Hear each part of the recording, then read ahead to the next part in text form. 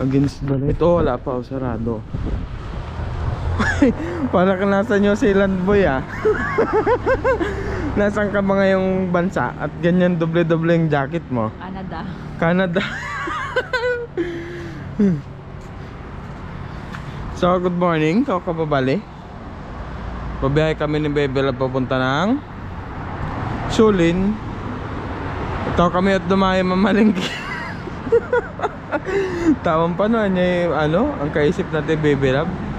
Mahal kasi dito. Ay, mahal ba dito? Yung bangus nila dito, 200. Doon, 100 lang. Tawaran ka. Angkot, may na dumang kasalanan. Hindi hilay tumamarko mo. Wala na mo kasalanan. So, samahan nyo kami. Ikaw kababali mo malingki. Tapos, ngayong araw pala yung hatid natin kay Van, no? Mamaya. Mamayang 11. Anong oras ba?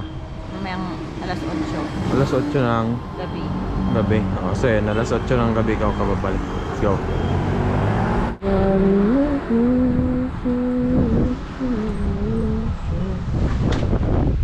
Dahil nga maaga pa ikaw kababalay, dumaan kami ni Bebe Love dito sa may nag-uukay at nag-aabang kami na magsampay sila. Dito lang to sa may Taoyuan Station. Ako ni tatang jogger. Maya-maya nga ay nagsampay na rin at nag-display sila ng mga paninda nila kababali at unti-unti na rin kami ni Bebe Love na naghahalukay dito.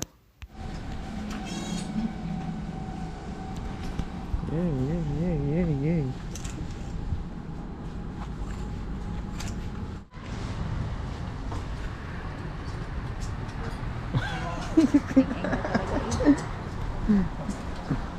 Meron din nga pala tayong mga kababayang OFW na nag-uukay dito at yung iba naman ay nag-aabang lang talaga ng mga branded na damit. Pag wala silang nakikita, yung maalis din naman sila kaagad. At dati nung unang bukas lang nito at unang beses kong puntahan dito ay napakadaming branded na damit.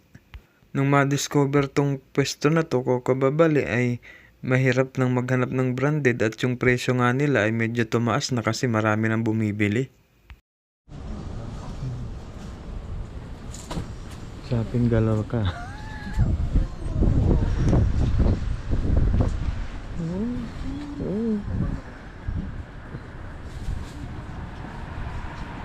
Kunin mo na. Bakit ito? Ang lamig. Tinan mo, nabili ko mo. Tinan mo, ganda. New York. No? Ikaw. Halika na. Bayaran mo ito, ha? Kasya sa'yo No? yan. XL yan. Sige na.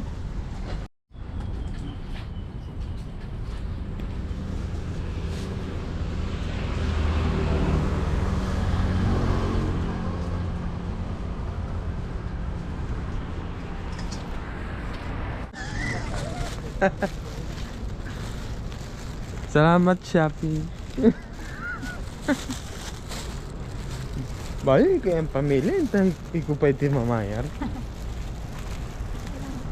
Ipilit-pilit mo taon hit. Dapat libre na tao eh. Giveaway. Giveaway. Giveaway yun. Bait na Bebe Love na libre tayo ng mga long sleeve. O, pupunta na kami ng Solin. Ang saya ko, nakalibre ako. Walang libre. Pagkatapos nga namin mag-ukay ni Bebe Love ay bumiyahe na kami papunta ng Sulin para maaga kami makabalik dito sa Taoyuan. Pagdating nga namin dito kila Bebe Love ko kababali ay umakyat muna siya at dito muna ako sa may tindahan at bumili na nga lang muna ako ng makakain habang inaantay ko siya.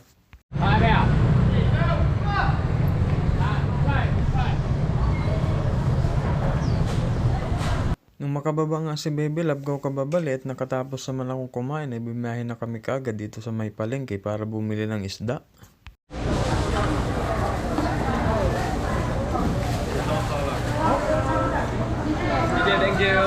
Dito nga pala madalas bumili ng isda yung mga kababayan nating Pilipina. At alam nyo naman na kung bakit. Bukod sa mura yung mga paninda nilang isda ko kababali. At bumili na nga lang pala kami ng gulay pang halo sa isda kasi magsisinigang daw si Bebe Love.